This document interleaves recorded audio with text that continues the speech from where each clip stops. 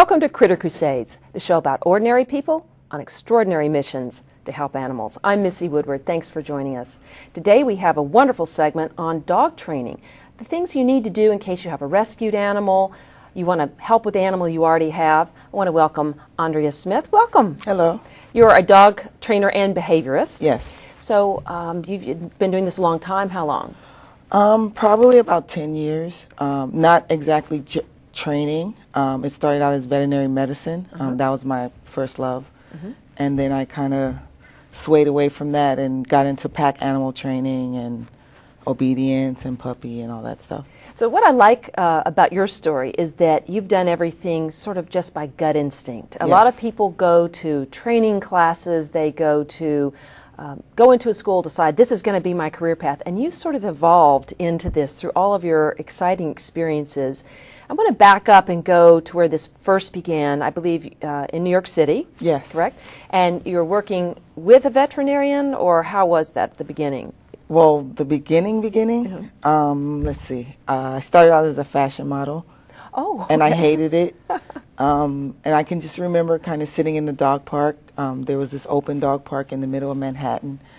And I was sitting there and I was holding my book and I was like, what am I going to do with this career? What am I going to do with this book? What am I doing? And there were about 20 dogs kind of playing around me. And I remember just getting up and walking across, just walking towards the gate. And I looked back, and all 20 dogs were kind of just standing there looking at me. And I was like, okay, maybe I can work with dogs. So I just started volunteering at a veterinary hospital and kind of started from there. So it was just that moment, that cathartic moment that you just saw those faces. So I know that you've done a lot of volunteer work through the ASPCA and other groups. One of the most exciting things I think you told me about was some work that you did after the World Trade Center bombing. And how did you get involved with ASPCA, and how did it evolve to the point that you got involved helping during the 9/11 incident? Okay. Well, the ASPCA was really big and still is in New York. They offered a lot of behavioral programs about 10 years ago, and I kind of threw myself into those programs. And I met a trainer there, and she kind of took me under her wing, and I would go to her classes and pick up poop and help out and, meet the dogs. And one day she asked me, she said, would you like to work at the World Trade Center, at the relief center? The dogs that were doing search and rescue, after their day, they would come back and sort of hang out and get fed and water and sleep and all that stuff. But, I mean, as we know, 9/11 was really stressful, not just for the people, but for the dogs as well. They weren't really finding any bodies, so they were really stressed out. And they would come back to the facility and be really agitated. They were mostly German Shepherds. And I just remember there was this one day where we were just kind of hanging out, and it was really quiet.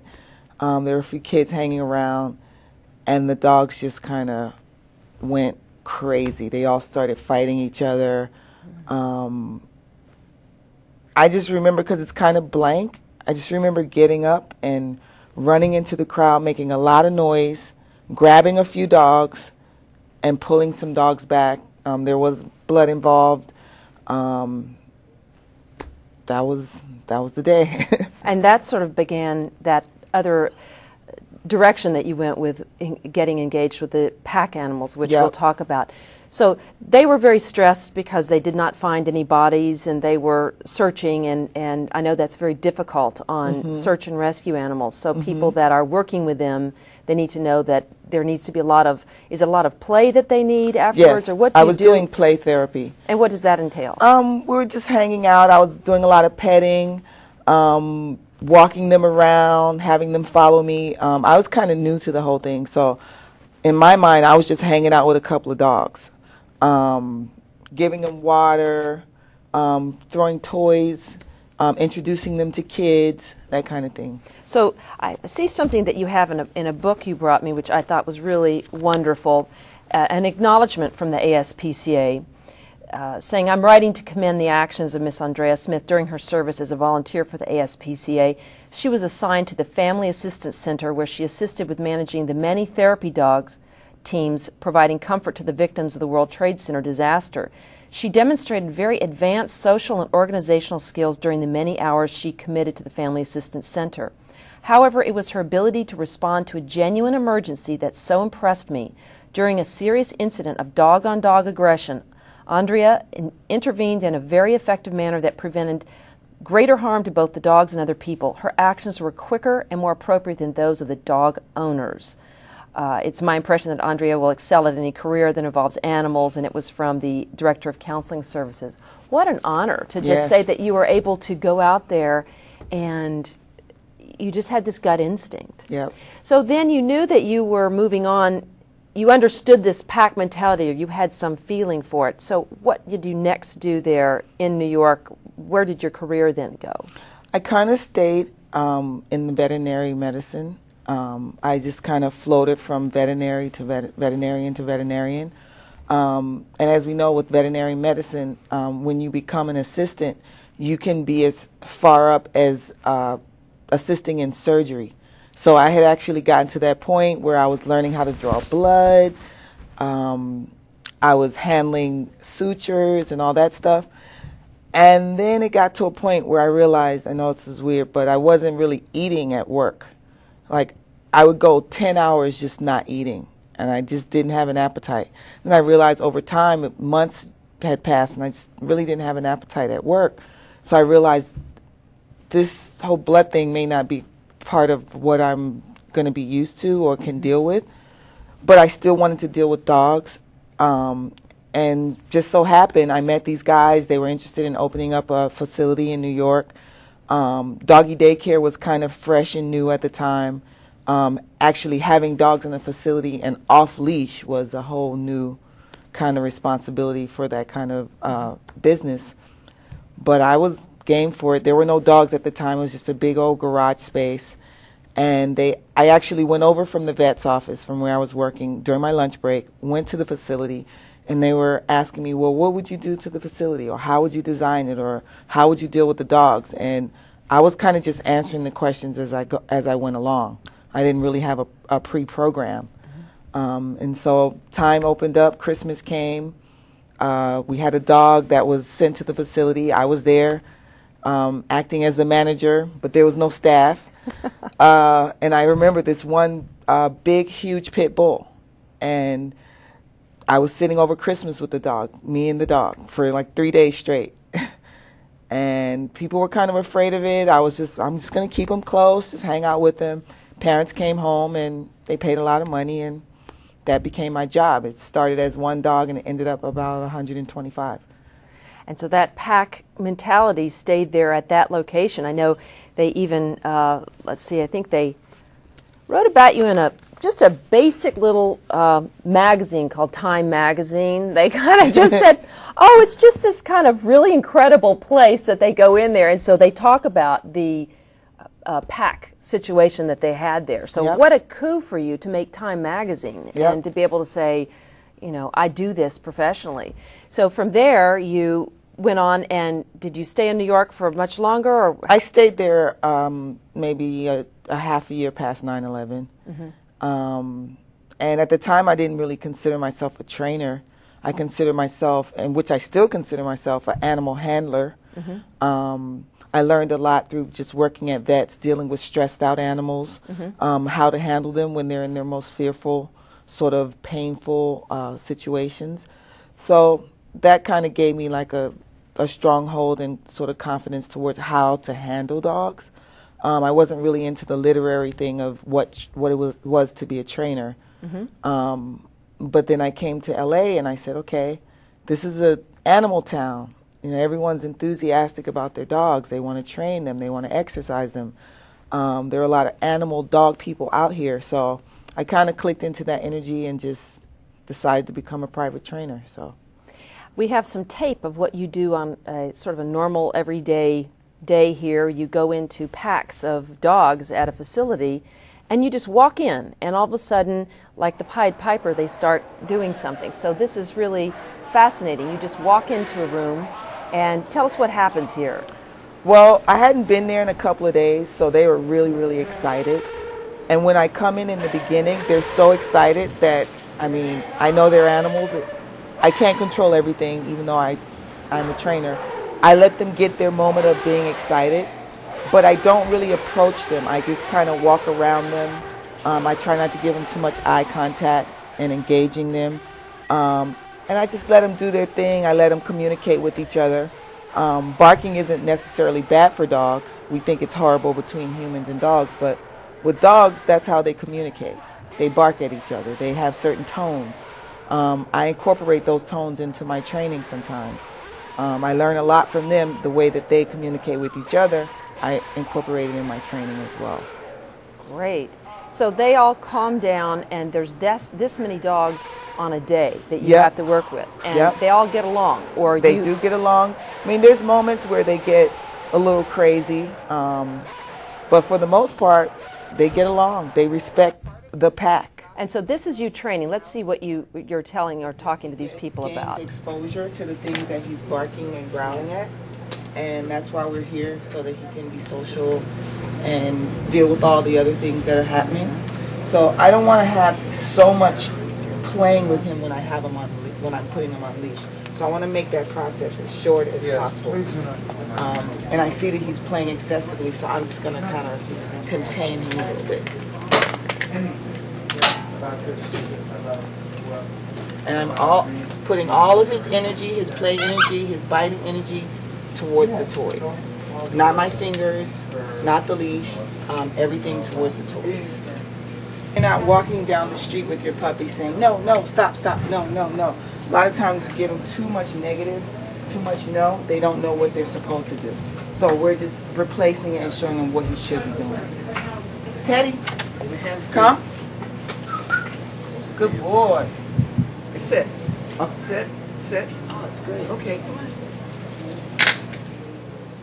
great. That's interesting. You're going from the big pack animal situation to the little fluffy white puppy, so you have kind of an interesting day where you switch around in a lot of different areas. But that puppy training is really vitally important for people starting out to have a good relationship. I want to talk some about rescued animals, because we here on Critter Crusades, our focus is about helping people to help rescued animals, to focus on what needs to be done. Now that's a little fluffy white puppy that's got a great opportunity in life, that hasn't been sitting in a shelter, hasn't been on the streets. What do you do when you encounter those types of situations and working with those type of animals, especially the bully breeds, and explain on top of that really the discrimination about these different bully breeds?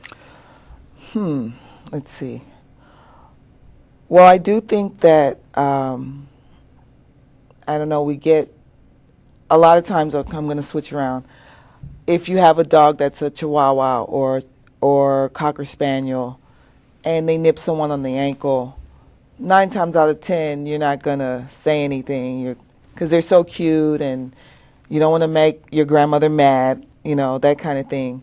But the bully breeds, I mean, I don't, you know, not acknowledge the damage that they can do if they do bite. I mean, dogs bite. All dogs bite. Now, I know you're sitting here right now telling me that with 27 stitches that you got 2 days ago in your ankle. Yep. And you don't resent the animal. Absolutely you don't have not. any problem working the next day or that afternoon. It's just par for the course, and it was a situation. Yep. So I understand. You really you really walk the walk.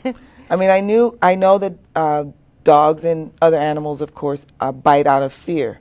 Part of being a trainer for me is to decrease the fear in the animal, whether it's a trauma that they've experienced or just the way that the human is communicating to the dog at the time, especially kids.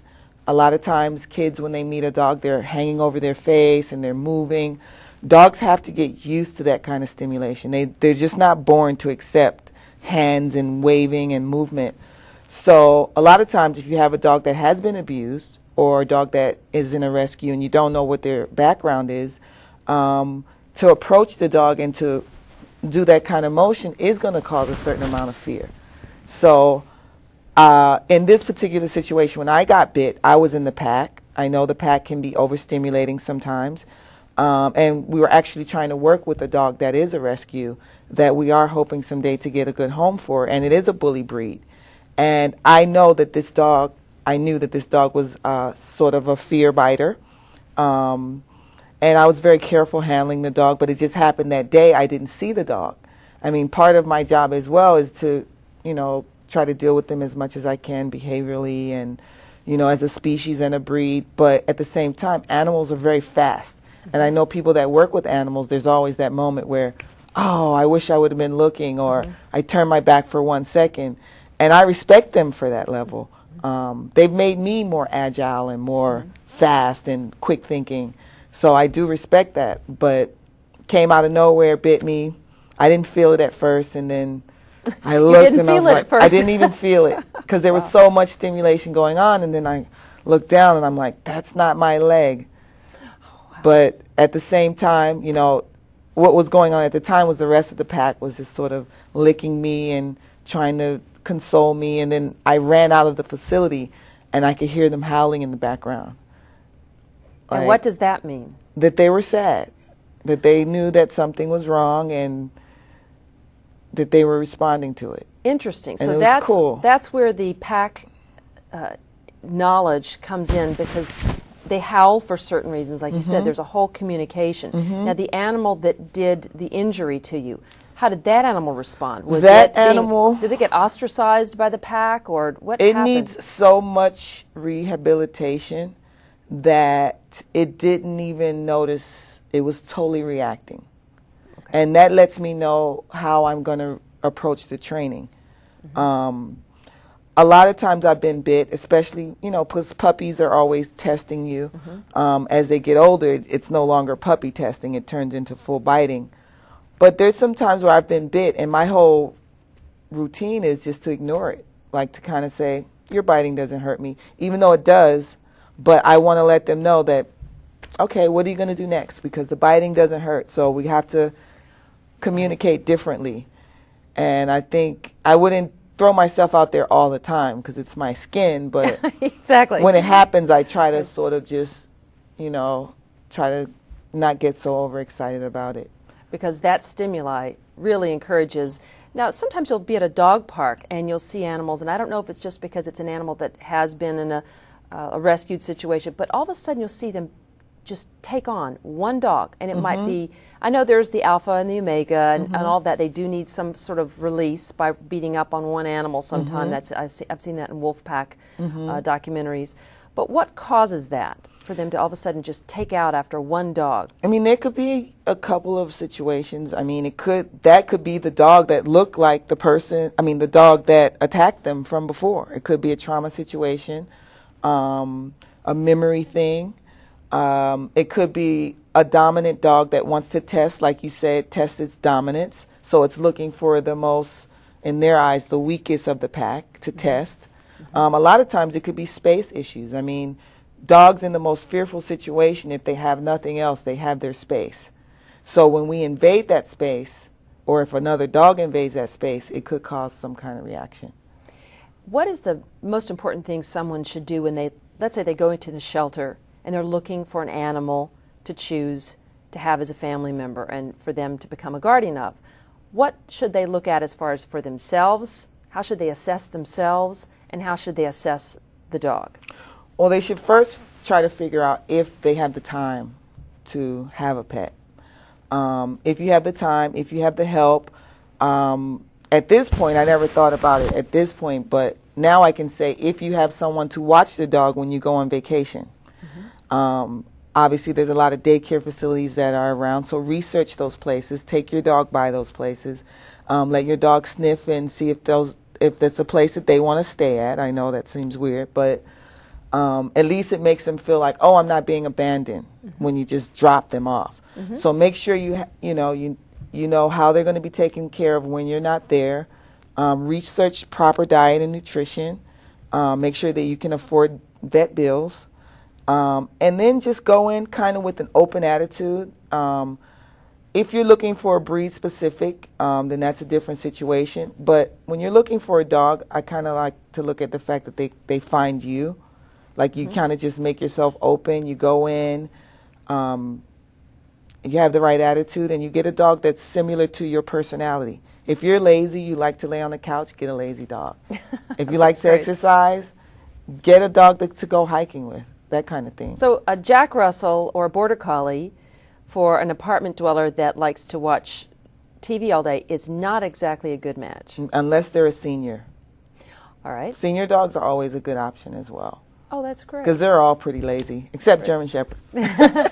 So when you get a client that has a rescue dog, what are some of the first things you do and work with them on? Boundaries. How will you set up this new pet into your environment? Because if you don't, then the dog will kind of come and take over your area, and then you already have a problem with obedience. Because now they've become the alpha dog, and you've become like the beta or the omega or however you want to say it. But make sure you set up boundaries and proper housebreaking, nutrition, that kind of thing. In your experience with rescued dogs, what are some of the more common traits that you see that are very easy to solve, but that are common traits that people get frustrated and then dumping them back at the pound? Housebreaking. Okay, housebreaking. What are some of the tips that you can give on housebreaking a rescued animal, especially one that may have been abused by someone? The best thing, especially with rescues, is that you don't know the dog. You just met the dog. And there's a big history behind it, especially if you get a dog that's 2 or 3 years old. So before you can assume that this is the dog's personality, because we like to do that all the time, it's better to sort of bring the dog into your environment, give them proper boundaries, and then observe them.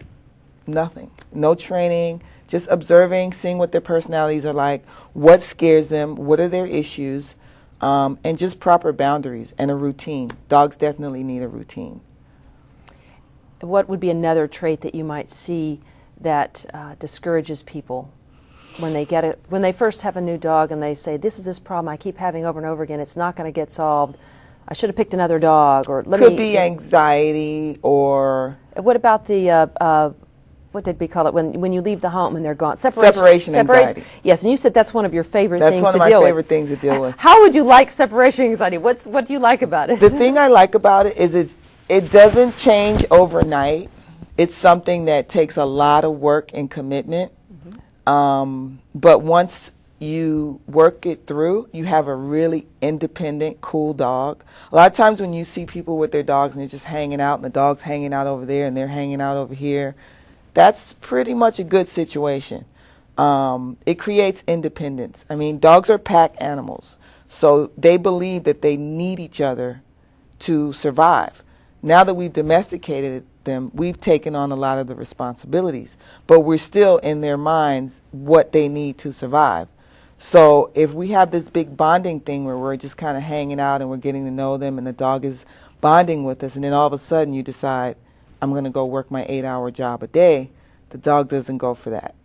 To them, it creates anxiety because they believe now that they can't survive. So one of the things I like to say about separation anxiety is get your dog used to being independent in the beginning. Even if it means tethering them to a table and you're just hanging out and watching TV. They don't have to always be on top of you. And then leave the room and come back. I heard, and what I used to do with my dog was I would leave the house. I would never say anything like, oh, goodbye, goodbye. Yep, I would just say, absolutely. Guard the house. And I'd say it in a very deep voice. Yep. And he'd turn his head both directions and look. Yep. And when I would walk in, I would never acknowledge him for 5 minutes. Absolutely. And I understood that's what the alpha does in the wolf pack. They walk in, they ignore everyone, and the others have to follow the alpha. Yep.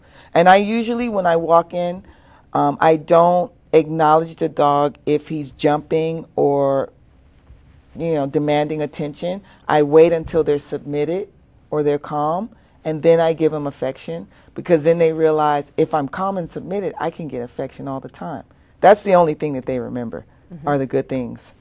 And when you work with an animal, I'm a very big advocate of spay and neuter, but if you work with an animal that's not spayed or neutered, there's probably really special things you have to do around them and working around other animals, correct?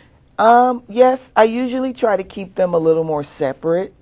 And usually the dogs that I deal with now are mostly spayed and neutered. That's a good thing. That's great. So I don't really have that problem as much. I usually try to tell some people that don't neuter like their male dogs, It may not be that your male dog is mean or aggressive, but other dogs are going to take it as a threat. They're going to smell it, and they may attack your dog. Right. So a lot of times that the owners say, okay, then I got to get my dog neutered. Because if it's going to endanger their dog, then usually they'll respond better. Right, and that's one of the things I know you're so great at helping other people get their animals, getting homes for animals if something does happen to their animal, which is an unfortunate thing that, let's say they're having another child in the family or something happens. I know you're very big at trying to find a new home for them. In these last minutes, what are some of the important quick tips that people need to think about when they're working with their animals, some quick ideas that can help it make a better life experience for them? Just remember the 3 Ps, persistence, patience, and definitely praise.